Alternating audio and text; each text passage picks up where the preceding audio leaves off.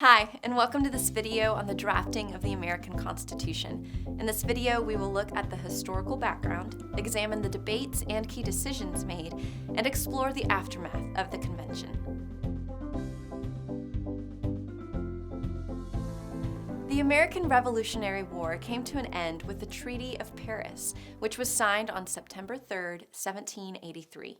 One of the most important aspects of the treaty was not just British recognition of American independence, but also the definition of the United States border. This resulted in a very large grant of new lands to the U.S., the Northwestern Territory. 5 new states north of the Ohio River would be established and admitted into the Union. At a stroke, the size of the United States had effectively doubled, and the foundations for the great westward expansion which would take place in the following century had been laid. The central government of the United States at this time was extremely limited in its power. The Articles of Confederation had been drafted around the same time as the Declaration of Independence and were finally ratified in 1781. The Articles of Confederation granted the Congress of the Confederation the power to declare war, raise an army, and negotiate trade, but little to no ability to raise funds. Any changes to the Articles required the agreement of 9 of the 13 colonies to pass and could not overrule the state assemblies.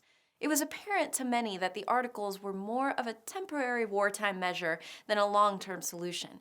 A small convention of 5 states met in Annapolis in 1786 to discuss the possibility of amending the Articles of Confederation. The inadequacy of the present setup was exposed by an armed uprising in Massachusetts from 1786 to 1787 against the local government's handling of war debts and taxation. The rebellion was led by Daniel Shays, a veteran of the American Revolution. The inability of the government to provide a force to suppress the rebellion, the militia which defeated Shays' followers was privately funded, led to calls for a much stronger central government. Delegates from every state except Rhode Island agreed to meet in Philadelphia to revise the Articles of Confederation in May 1787. On May 28, the convention agreed to keep proceedings secret and to allow delegates to reconsider any issue previously raised. This would allow the delegates to carefully consider measures at the cost of making swift progress. At the beginning of the convention, it wasn't actually clear how far the discussions were to go. Would the delegates simply revise certain parts of the Articles of Confederation or throw them out completely? What would be known as the Virginia Plan would soon set the tone of the convention. As the name implies, the plan came from the delegates from Virginia, one of the largest states in the Union. The plan was written by James Madison but presented by Edmund Randolph. One of the great sticking points of the Articles of Confederation for large states like Virginia, Massachusetts, and Pennsylvania was the 9 of 13 states requirement for change. Although about half of the population lived in the 3 largest states, they were hamstrung by the per-state voting laws, which greatly favored smaller states. The Virginia Plan proposed 2 legislative bodies and a system of courts to oversee legal matters. Power would flow from the first branch, which would select the second branch, and both would select the judges and the president. What made the plan controversial was the fact that the number of members of the first branch, the future House of Representatives, was to be decided by the number of free men in each state. The question of how slaves should be considered in calculating the number of representatives for each state would lead to the infamous 3/5 compromise. The cost of Southern support was to count each slave as 3/5 of a person, meaning states with very large slave populations would gain many representatives. The smaller states countered the Virginia Plan with the New Jersey Plan. The latter plan looked to revise rather than replace the Articles of Confederation. The main points of the plan were to have a single legislative body and to retain the per-state voting and the 9 of 13 states agreement for bills to pass.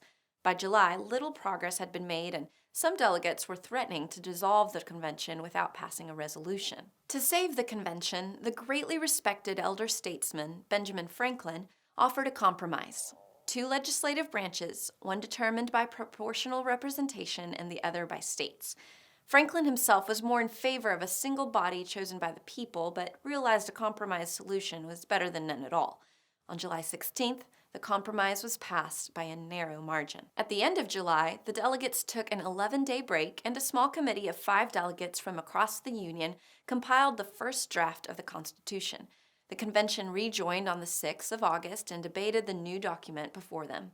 By this point of the convention, there was a great feeling of urgency to wrap things up and a tendency to defer finer details of the discussion to committees. The addition of a Bill of Rights was proposed, but rejected very late in the convention.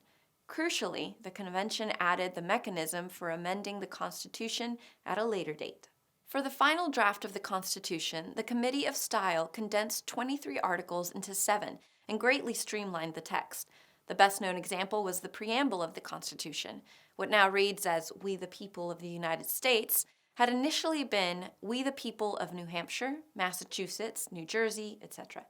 The document was written in broad terms, avoiding too much detail and allowing for interpretation. It was written to provide checks and balances and to avoid any one branch of the government from having too much power.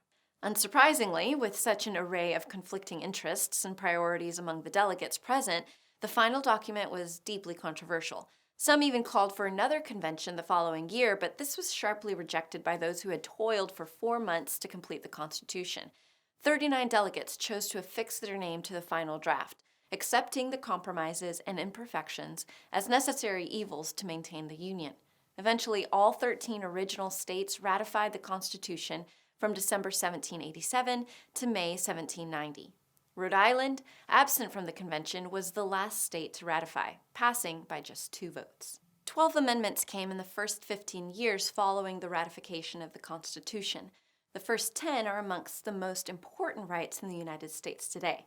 Free speech, legal protections, and other key liberties came with the original document but were augmented in the amendments which followed.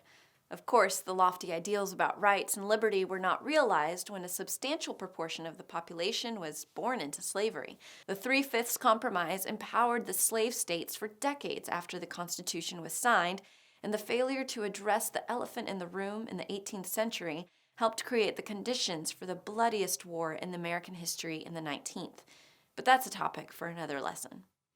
One of the most controversial parts of the Constitution, especially in more recent years, is in the election of the President of the United States. The 12th Amendment of 1804 resolved the matter of electing the President and Vice President. The President of the United States is elected not by the people directly, but by the electors of the Electoral College. This mechanism has so far allowed 4 presidents to win the presidency without winning the popular vote. The Constitution of the United States is a remarkably durable document, skillfully written with scope for change, allowing it to retain its relevance for more than 2 centuries. As we have seen with this overview, there were a huge number of challenges to overcome from the outset. The weakness of the Articles of Confederation required substantial revision to create a new type of government for an emerging nation. Over the course of 4 months in the summer of 1787, at the same site where the Declaration of Independence was written, the Constitution of the United States was drafted. Significant compromises were made and a high price was paid to get the Constitution through, but the delegates who made up the convention ultimately succeeded in their goal in creating a new form of government. Before we go, let's look at a few review questions. Number 1, which state did not attend the convention? A, North Carolina, B, New Hampshire, C, Delaware, or D, Rhode Island? The answer is D, Rhode Island. There were several reasons Rhode Island did not attend, the most notable being its staunch adherence to the Articles of Confederation. Number 2, which of the following powers did the government lack under the terms of the Articles of Confederation? A, to raise taxes, B, to negotiate trade, C, to declare war, or D, none of these. The answer is A, to raise taxes. The states were given the power to tax under the Articles of Confederation, not the government. Number 3, what was the main aim of the Virginia Plan? A, lowering taxes, B, a standing army, C, proportional representation, or D, state representation? The answer is C, proportional representation. The Virginia Plan looked to revise the disproportionate influence smaller states enjoyed under the Articles of Confederation. Thanks for watching, and happy studying.